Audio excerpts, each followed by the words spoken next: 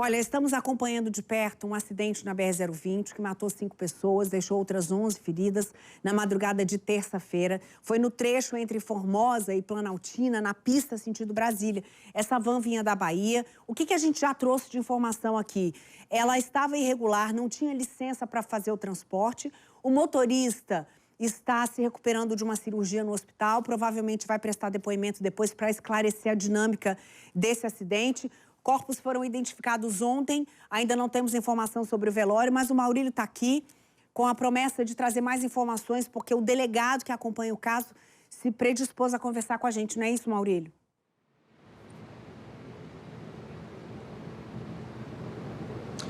É isso mesmo, Neila. A gente entrou agora há pouco, trazendo informações atualizadas sobre essa situação. E agora o delegado Laércio chega aqui com a gente para poder bater esse papo, falar um pouco sobre esse acidente que chamou a atenção de todo mundo, né? Delegado, bom dia para o senhor. Delegado, a gente já tem a informação de que, na verdade, eu queria confirmar com o senhor, né? Se a gente já tem aqui algo para atualizar sobre a dinâmica deste acidente. Bom dia para o senhor. Perfeito. Bom dia aos telespectadores. Essa dinâmica ficou muito clara desde o início da investigação. Nós percebemos que havia carreta trafegando pela faixa da direita a baixa velocidade, com uma carga excessiva sendo transportada de um material muito pesado. Em seguida, a van, que aproxima-se a uma velocidade de aproximadamente 110 km por hora, transportando 16 passageiros. Essa van, em face da incompatibilidade entre a velocidade dela e a velocidade que trafegava a carreta na mesma faixa, ela tem uma reação tardia ao aproximar-se da van e não consegue desviar para a faixa ao lado, para a segunda faixa, e acaba colidindo a parte dianteira da van com a parte traseira da carreta. Perfeito. Delegado, a gente ontem, eu acabei noticiando, trouxe informação sobre possivelmente o eixo deste caminhão já está apresentando um problema, né? E na dinâmica do acidente, como a gente percebeu ali, foi muito estranho a forma como o eixo ficou, inclusive o pneu desse caminhão também estourou. Será que a gente teria alguma atualização também para trazer em relação a este caminhão? Ele estava regular, estava irregular, ele apresentava algum problema de fato antes desse acidente ou o eixo realmente ficou do estado que ficou por causa deste acidente? Veja, haverá a realização de perícias. Houve uma perícia no local do acidente, essa perícia é preliminar. Se necessário, nós podemos complementar essa perícia, mas a princípio e pela dinâmica do acidente, pelas circunstâncias que nós conhecemos, o veículo estava em perfeitas condições de trafegabilidade. Tanto é verdade que ele transportava uma carga de mais de 30 toneladas, saiu do estado de Pernambuco, a 1.700 quilômetros de distância do local do acidente, fez aí um tempo razoável de deslocamento, então isso indica que o veículo estava trafegando em perfeitas condições e que aquela condição de danificação foi decorrente do acidente. Tá? Foi um impacto da van com a carreta que fez deslocar aquele eixo traseiro, o primeiro eixo, e até danificar o pneu. Perfeito. Delegado, eu vou pedir para voltar com a Neila lá no estúdio, porque ela tem uma pergunta para fazer aqui com a gente, ela está participando desse bate-papo com a gente. Neila, você pode fazer a pergunta que o delegado está aqui à disposição para poder responder junto com a gente no DF no Ar. Maurílio, eu queria saber sobre a situação da van, né? A gente sabe que o motorista do caminhão passou pelo teste do bafômetro, deu negativo, inclusive ele teve condição de prestar socorro para algumas pessoas, ligar para chamar quem pudesse vir para socorrer. Queria saber a situação da van. Que informações a gente tem até agora sobre as autorizações que ela tinha para circular com tanta gente vindo da Bahia?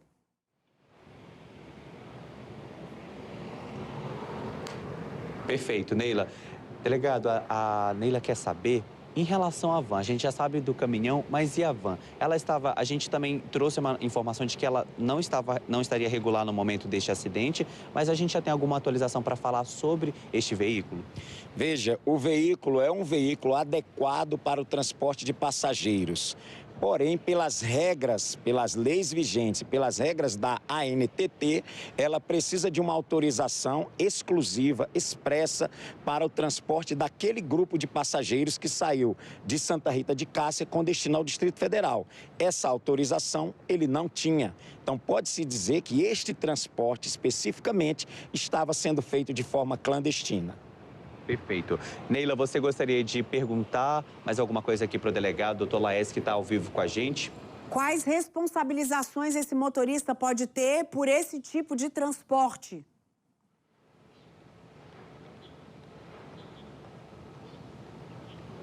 Delegado, quais responsabilidades esse motorista pode ter em relação a esse tipo de transporte, esse acidente que aconteceu? Inclusive, este motorista da van, ele já foi ouvido, ele segue internado e qual o estado de saúde dele?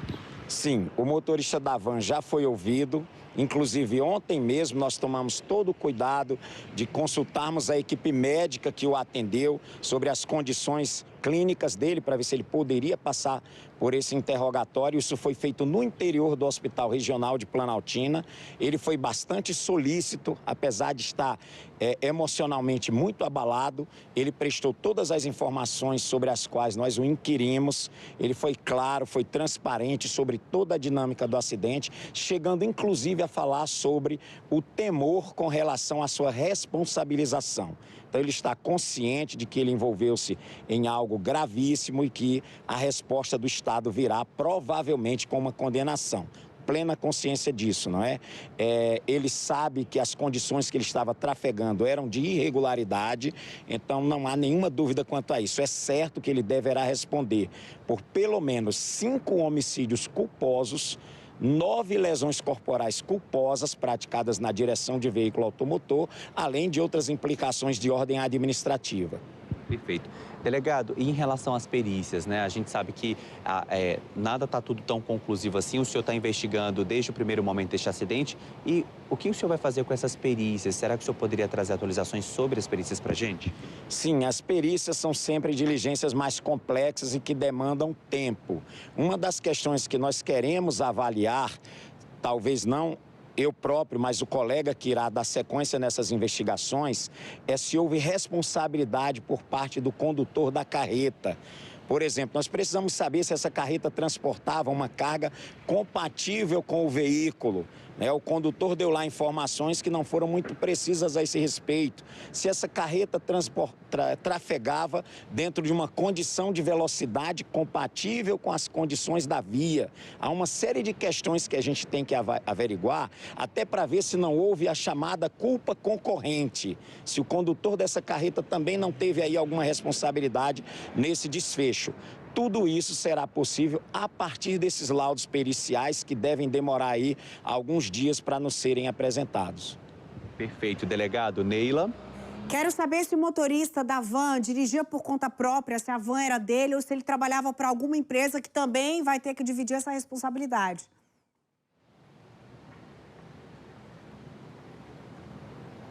Perfeito. Delegado, a Neila quer saber se esse motorista, né, essa van que ele dirigia era dele, fazia parte de uma empresa, e se caso essa van seja uma empresa, essa culpa, né, ela vai ser dividida também para essa empresa, porque a gente sabe, né, às vezes ele está ali apenas trabalhando, tem família para sustentar. Essa van, na realidade, ela pertence a um grupo familiar. O rapaz que vinha conduzindo, que uma pessoa bem jovem, de apenas 29 anos, mas já com alguma experiência nesse tipo de transporte, conduzindo esse tipo de veículo, na verdade, um dos proprietários da van. É um grupo familiar que está habituado a fazer esse tipo de transporte de passageiro, às vezes de forma legal, outras de forma ilegal. Agora, nós temos que averiguar se eles têm ali uma pessoa jurídica por trás deles. Nós ainda não conseguimos fazer esse tipo de avaliação. Se houver uma pessoa jurídica transportadora titular desse veículo, certamente eles serão responsabilizados, porque a culpa em caso de transporte de passageiros é culpa objetiva. Ela independe de dolo, independe de intenção. Então, se houver uma transportadora por trás dessa van, ela será responsabilizada também. Perfeito. Delegado, o senhor trouxe aqui para a gente que ali, né, Era um grupo familiar que estava fazendo uma viagem, foi até a Bahia para poder curtir o feriadão de carnaval, mas a gente estava batendo um papo aqui mais cedo e o senhor trouxe uma informação muito importante para a gente, de que haviam 4 crianças ou mais, né? E apenas uma cadeira para fazer o transporte regular dessas crianças. O senhor poderia atualizar essa situação para a gente? Sim, há uma evidência muito forte de que parte das crianças estavam sendo transportadas também de forma irregular, uma vez que, existindo 4 crianças entre os passageiros, o natural é que houvesse ao menos as 4 cadeirinhas adequadas para esse transporte. Uma das crianças, de apenas 4 anos, veio a óbito. Uma outra dessas crianças ficou gravemente ferida. Então, nós temos que averiguar em que condições essas crianças vinham sendo transportadas. Neila? Eu quero saber o seguinte, se a gente tem informação, por exemplo, quanto à liberação dos corpos para que haja o sepultamento, né? Quanto tempo leva para essa identificação, para que os corpos sejam liberados pelo IML, para que as famílias possam sepultar os seus mortos? O que a gente tem de atualização com relação a isso?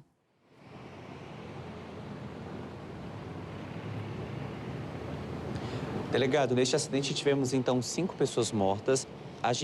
O senhor tem a informação de se esses corpos já foram liberados para serem velados e sepultados pelos familiares? Veja, não é rotineiro uma tragédia como essa. Então é natural que o IML demande um certo tempo para fazer naturalmente os exames necessários nesses cadáveres. Então nós imaginamos, esperamos que ao longo do dia de hoje esses corpos sejam liberados e fiquem à disposição da família para prestarem as últimas homenagens. Perfeito. Delegado, e em relação aos passageiros, né, que foram levados com ferimentos, fraturas, lesões, eles estão bem? O senhor tem alguma atualização sobre o estado de saúde deles? Nós temos passageiros que estão em estado um pouco mais preocupante, inclusive uma das crianças que foi removida para Goiânia, em face de seu estado de saúde, passageiros que estão sendo atendidos aqui no hospital de base, também estado que inspiram cuidados. Não temos nenhuma notícia de nenhum passageiro que esteja em estado gravíssimo, que demande aí uma preocupação com relação a evoluir para óbito. Mas é certo que há algumas pessoas, sim, em estado que inspiram cuidados, inclusive o próprio condutor da van, que foi submetido a uma cirurgia ortopédica ontem ainda lá no Hospital Regional de Planaltina. Perfeito. Neila, a gente vai seguir, então, acompanhando este caso de perto. O doutor Laércio está aqui com a gente, ao vivo, falando, trazendo detalhes sobre este acidente que aconteceu ainda na manhã de ontem, né? Terça-feira, envolvendo aí uma van que transportava passageiros que veio da Bahia e um caminhão que transportava pedras. Eu volto com você, Neila. Muito obrigada, agradeço ao delegado Laércio por essa entrevista tão importante, né, para esclarecer muitas dúvidas que a gente tem até agora. E o mais importante que a gente tem de reflexão aqui, antes de comprar uma passagem, certifique-se de que você está comprando numa empresa que está regularizada, que você tem de quem cobrar depois qualquer problema que você tiver. É uma situação tão dramática, inclusive para o próprio motorista, né, para o dono da empresa, que está com essa carga enorme nas costas, ele sabe do tamanho do problema. E não deve estar fácil para ele, para essa família agora. Mas eu deixo aqui os meus sentimentos, os nossos sentimentos, para essas pessoas que faleceram, para a família dessas pessoas que vão ter que enterrar, quem se ama, né, num feriado, com tanta coisa ainda para resolver. Nossos sentimentos, tá? A gente ainda volta a falar sobre esse assunto ainda hoje.